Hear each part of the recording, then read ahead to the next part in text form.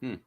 I have some inside baseball information from you, just from over the years of you and I conversing back and forth and stuff. You've released products over the year, and sometimes so like you have this like little new pace clock. What do you call that thing? The A mini pace personal clock, pace the clock. personal pace clock. How Yeah. original. Um, and you started setting out dates on like, hey, this is when the dates are going to come out, right? And that date didn't get fulfilled.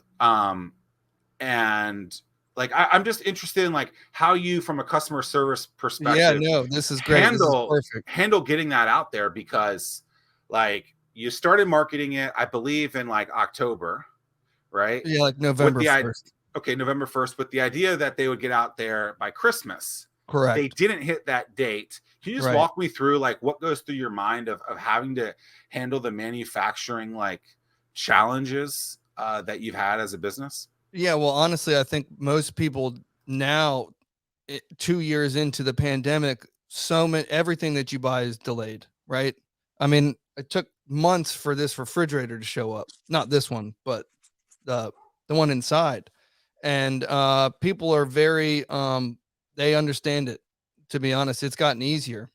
I just sent another email out yesterday, not even for the small guys, but for the big guys, because our boat was just sitting off the coast of California. I mean, it's the same story over and over again, right? I don't know all the little shipping things. I just know it's all messed up, right? There's lots of things that are messed up. There's people that didn't that's they just stopped being trained. There's not enough people to unload the boats. That's a big problem.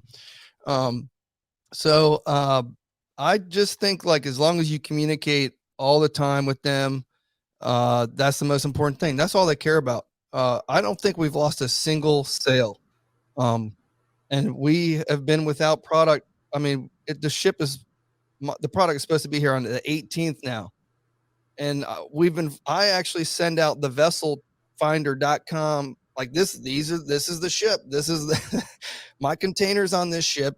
And you can look at it on a satellite and now you can see it's moored, and now it's going to be the containers coming off of it. So I just try to keep them up to date, and if they have a problem, I'd love to send you a loaner. I would love to, if you have a pace clock emergency, we do have some inventory that we always keep on hand because we have so many customers. In case they have a problem, we got to have something to replace their clock. We're not going to just be like, hey, we're out of inventory, so didn't think that we should hold a bunch back.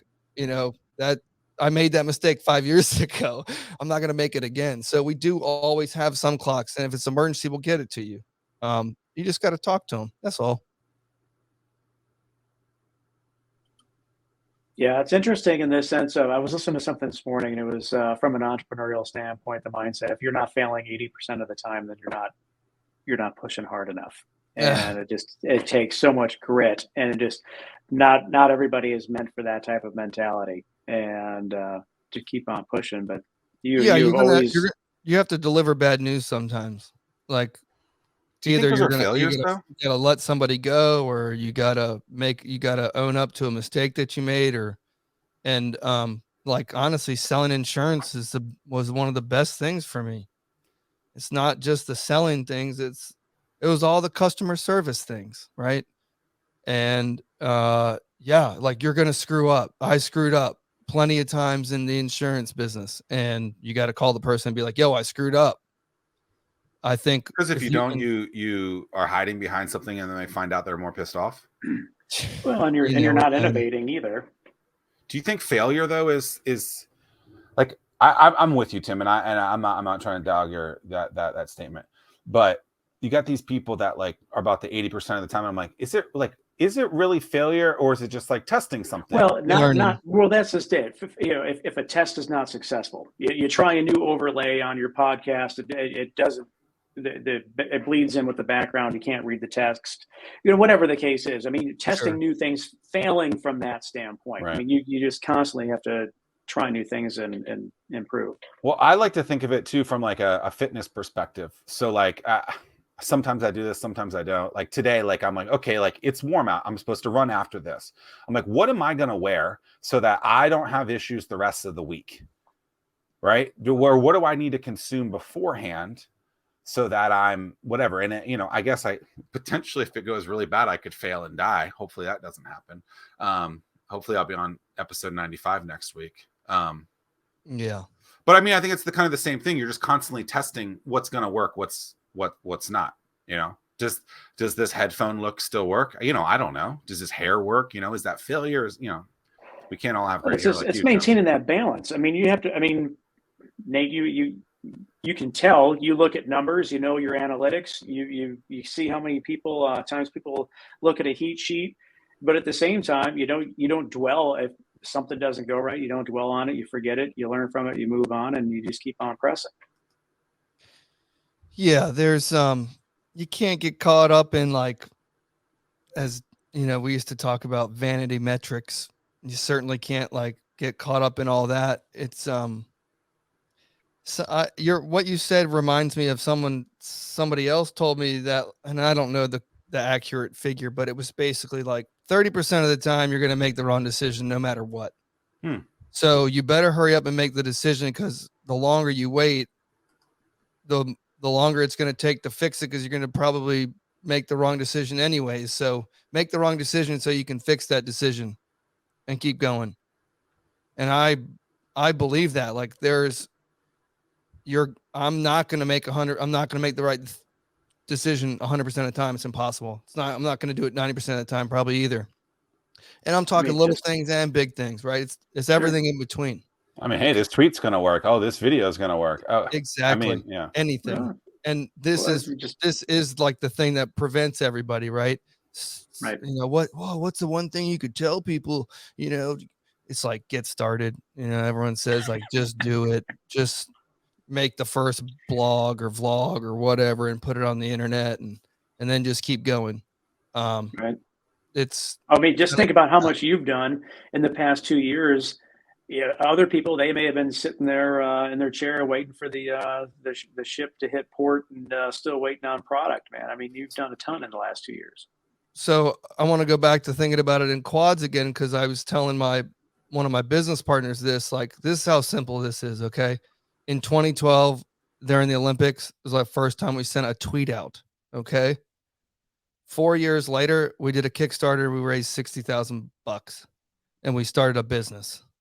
4 years later, actually 5 years later, we're on a live show that we created. That's the #1 swimming show in the world. And Michael Klim is the former Olympic champion and world record holder. And he's calling Ariane Titmus's beating out Katie Ledecky.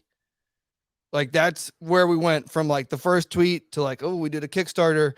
Now we're sitting on a live show on YouTube with Grant Hackett, the greatest distance swimmer ever to live. I mean, that progression. Where are we going to be in 2024 in Paris? I remember watching that, and it was you guys yelling at each other, hoping it's because everyone thought Ledecky couldn't lose that match, and she did. Not everybody, but yeah, clearly. We get more I get more comments about that stuff than anything else we've ever done. We did a 50 kick challenge thing that went kind of viral that a lot of people did. That was really cool. We started an actual live show, but watching the swimming races in real time it's never been done before that. It had never been done before. And so many people were just so delighted to watch Lenny Kraiselberg and Aaron Pearsall. Those are the only two people that are on the screen, and it's live, and they're commentating on what's happening at the Olympics for Ryan Murphy. It was amazing. Drinking at the same time. I think we were all enjoying a ice cold El Guapo. Well, that was overnight, if I remember, because it was, that was Japan. Where was that Olympics? Japan? Yeah. Tokyo. So you just brought up the prime time. You just brought up the 50K challenge, 50-meter challenge, and someone special on that, I believe, partaked in it, and then actually ended up buying Well, then this individual actually ended up buying from you too. I mean, he might be the greatest broadcaster in swimming history, Oh, sure. Roddy Yes. Gaines. You know, Yes. that's the guy. He's bought your That's the product. You guys have communicated back and forth. Like, walk me through like him buying that. Like, do you care? Like, is it exciting? Is it like Pat McAfee talking to Aaron Rodgers every week? Like, where are you on that? No, well, I mean, he knows Brett really well because they're both Auburn boys, right? So that's how that came about. But I mean, Rowdy's the best, right? He's been he's followed me on Twitter from the very beginning, I think, to be honest. And he's always the one that's there. He's the most genuine guy. If I think if anyone DM'd him, he'd probably respond. So again, like, it's a lot of the times it's people they just don't think it's possible, or they're scared to even just try. I mean, if you DM 100 people, someone's got to respond. We had a guest, Ethan Hathhide, who said the exact same thing. I asked him that question, like, how do you get these people? He's like, I just message them. How many people said yes? 2 out of 10, 2 out of 100, something like that. Just kept asking. That's it. Yeah, And that's everything. It's a numbers game in everything. Every time like one of my boys, he just him and his girl just broke up. And I told him, I'm like, all right, man, like, how do you get 100 dates? You need to set up as many dates as possible. Like, that's what you should be doing, because it's a numbers game. Swipe right, I guess, right? I just said, like, no, like, go to happy hour or get a coffee with them, make it a short one. You're going to know in 30 minutes if you want to do another 30-minute one. So every single day you should be going and hitting happy hour after work and going on a 30-minute date to meet somebody. And it's a yay or a nay, because you got to hurry up. You got to get to 100. 100 takes a long time. I mean, if you could probably hit 100 dates in a year, if you were going almost every happy hour during the work week. Just the thought. I'm telling you, it's a numbers game. That is true. Like, I don't have a girlfriend. You didn't go on any dates this month. You jabroni. It's like, come on, man. I've been directly involved within the startup community for almost a decade. I want to talk to you about a serious pain point: spending a ton of time trying to understand the business landscape in the 757. That's time that should be focused on growing the business. At StartWheel, we're here to help you by compiling all of the news you need to know about in one place. Now there's no need to search multiple websites. Just head to startwheel.org and see for yourself. That's startwheel.org.